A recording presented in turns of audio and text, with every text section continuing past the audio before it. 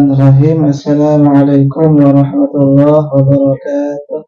Alhamdulillah. Wassalatu wassalamu ala rasulillah Muhammad ibn Abdillah wa ala alihi wa sahabatihi wa man tabi'a sunnatahu wa jama'atah yawmina hadha ila yawmis sa'ah. Qala rabbi shrah li sadri wa yassir li amri wahlul 'uqdatam min lisani yafqahu qawli.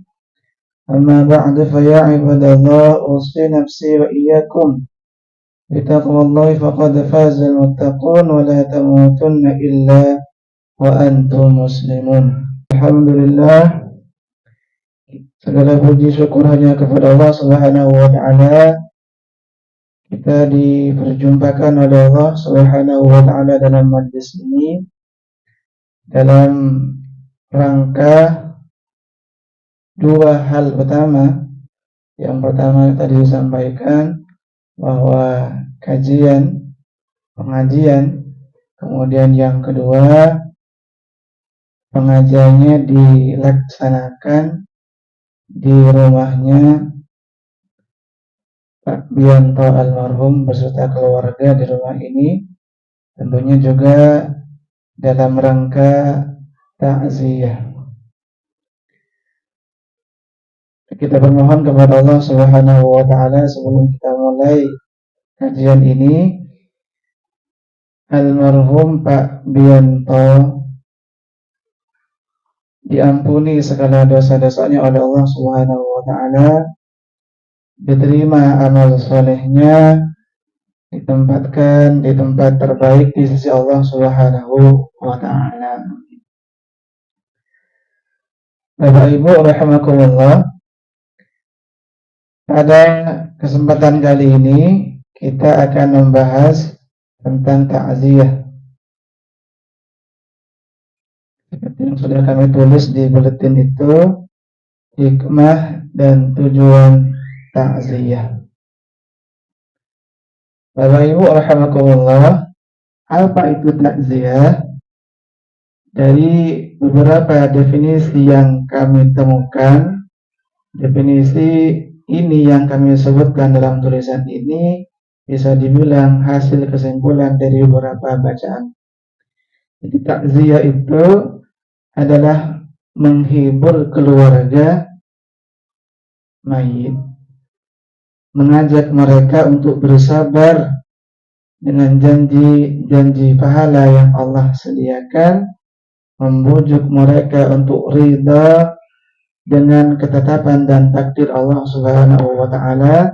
Termasuk takziah itu juga isinya adalah dalam rangka mendoakan kebaikan kepada si mayit, termasuk keluarga. Dari definisi ini Bapak Ibu rahimakumullah, setidaknya kalau kita bisa kerucutkan 4 tujuan utama atau 4 hikmah disyariatkannya takziah di dalam Islam ini. Yang pertama Bapak Ibu rahimakumullah, takziah itu salah satu tujuannya disyariatkan di dalam Islam ialah menghibur keluarga mayit. Jadi menghibur keluarga duka katanya, memotivasi mereka agar tidak berlarut-larut dalam kesedihan. Artinya Bapak Ibu alhamdulillah, menghibur di sini memberikan kebahagiaan, rasa kebahagiaan, simpati, empati terhadap orang-orang yang tertimpa musibah. Jadi kita berikan kebahagiaan orang-orang yang secara khusus tertimpa musibah. Apalagi Bapak Ibu rahimakumullah, menebarkan kebahagiaan kepada orang-orang yang tertimpa musibah itu salah satu amal soleh yang dicintai oleh Allah Subhanahu wa taala. Kata Nabi kita Muhammad sallallahu alaihi wasallam, afdalul a'mal atau ahabbul a'mali ila Allah. Amal soleh yang paling dicintai oleh Allah itu adalah sururun tudkhiluha ala muslim. Ialah membuat muslim yang lain itu bahagia. Jadi kita membahagiakan saudara muslim kita itu adalah amal soleh yang paling dicintai oleh Allah Subhanahu wa ta'ala, dan itulah yang insya Allah kita lakukan pada kesempatan kali ini. Bapak Ibu hadir ke tempat ini, ikut kajian, termasuk juga dalam kata aziyah, menghibur keluarga duka, menebarkan kebaikan-kebaikan, dan memberikan rasa kebahagiaan kepada mereka. Dan kita bermohon kepada Allah Subhanahu wa ta'ala yang kita lakukan pada kesempatan kali ini betul-betul menjadi amal soleh kita yang dicintai oleh Allah Subhanahu wa ta'ala. Jadi itu Bapak Ibu rahimakumullah, menghibur keluarga mayit itu merupakan salah satu tujuan atau hikmah disyariatkannya takziyah di dalam Islam ini. Tentunya Bapak Ibu rahimakumullah, menghibur atau memberikan rasa kebahagiaan kepada keluarga mayit ini banyak bentuknya, banyak caranya. Ya, kita mungkin adalah orang yang paling tahu bagaimana cara memberikan rasa kebahagiaan kepada orang lain. Tetapi pada tulisan itu kami sedikit sebutkan satu contoh bagian dari bentuk kepedulian kepada orang yang tertimpa musibah, kepada keluarga si mayit. Salah satu bentuk yang mungkin bisa kita lakukan dalam rangka menghibur dan meringankan beban keluarga si mayit adalah apa? Membuatkan makanan. Ini penting kita sampaikan. Jadi ketika ada tetangga kita atau siapapun saudara kita meninggal dunia, salah satu hal yang mungkin bisa kita lakukan kepada mereka dalam rangka meringankan beban mereka adalah kita bawakan, kita buatkan hidangan makanan, karena boleh jadi pada saat itu dia dalam kesibukan, dalam masa-masa sedih, belum sempat untuk apa? Masak mungkin, belum sempat untuk belanja mungkin, dan beli kebutuhan-kebutuhan yang lain. Maka kita hadir di situ membuatkan, mencarikan makanan.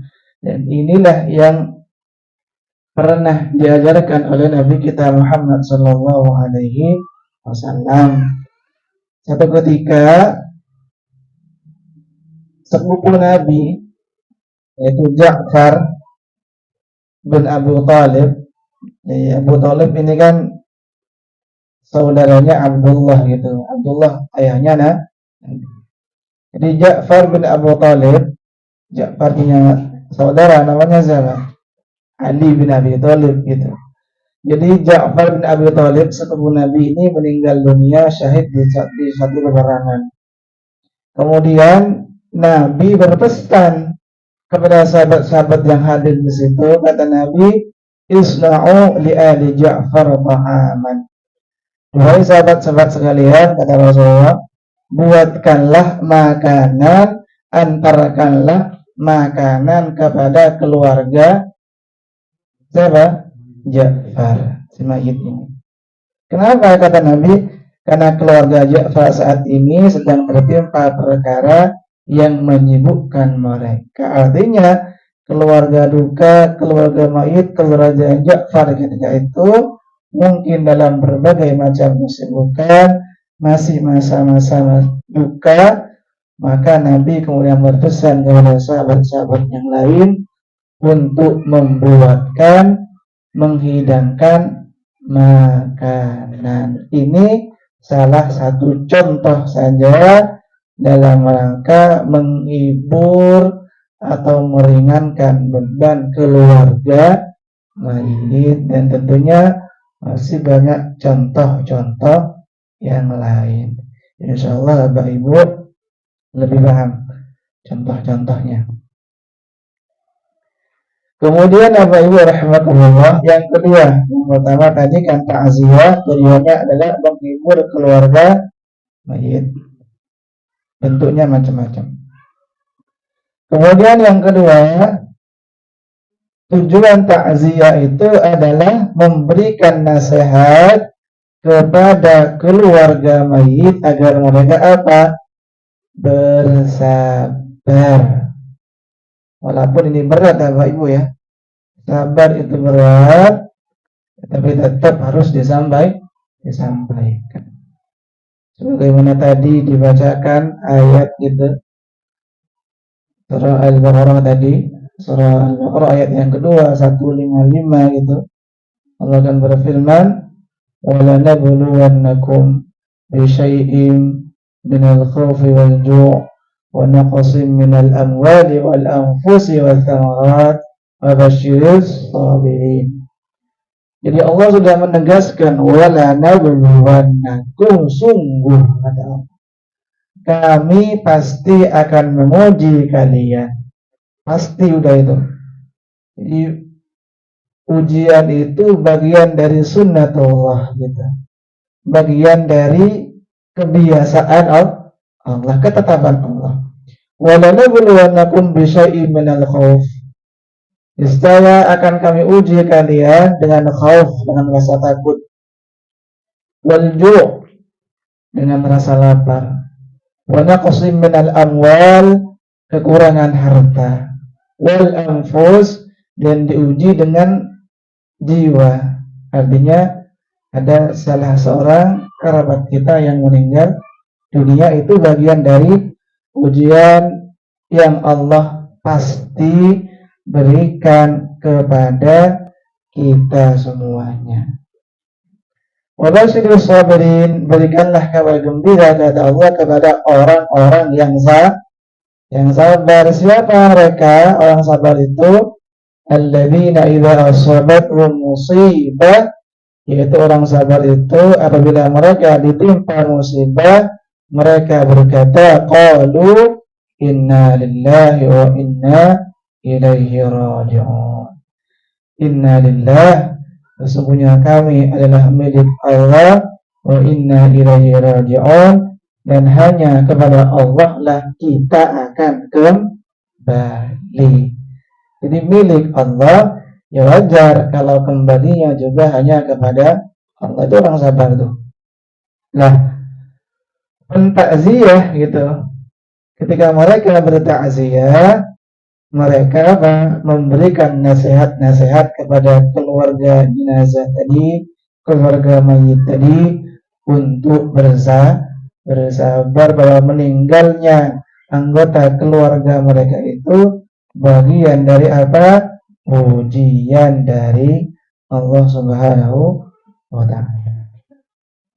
Apalagi Bapak Ibu rahimakumullah, orang-orang yang sabar itu diberikan balasan pahala oleh Allah, kata orang-orang unlimited katanya, tidak terbatas, sebagaimana firman Allah Subhanahu wa ta'ala dalam Al-Quran Al-Karim surah Az-Zumar ayat 10, di ujung ayatnya Allah berfirman, innama yuwaffas sabiruna ajrahum bighairi hisab. Sesungguhnya hanya orang-orang yang bersabarlah yang disempurnakan pahala mereka oleh Allah tanpa batas. Dicukupkan, disempurnakan pahalanya tanpa batas. Itu kalau mampu bersabar. Sabar berat memang Bapak Ibu alhamdulillah, tapi bukan berarti tidak bisa. Memang saya enteng saja mengucapkan sabar ya, daripada prakteknya itu sulit. Sabar enteng mengucapkan, karena apa? Karena mungkin belum mendapatkan musibah dengan kadar musibah yang sama atau kadar musibah yang jauh lebih berat. Tapi tetap kita sampaikan nasihat-nasihat sabar itu kepada orang-orang yang tertimpa musibah, lebih-lebih memberikan nasihat agar bersabar atau saling memberikan nasihat agar bersabar itu memang diperintahkan oleh Allah Subhanahu wa taala gitu. Sebagaimana ayat yang sering kita baca, sering kita dengar, surah Al-Asr ayat 1 sampai 3-nya Allah akan berfirman, semoga bermanfaat dan dicatat amal ibadah berpahala di Allah Subhanahu wa taala. Kami tutup dengan salam. Wassalamualaikum warahmatullahi wabarakatuh.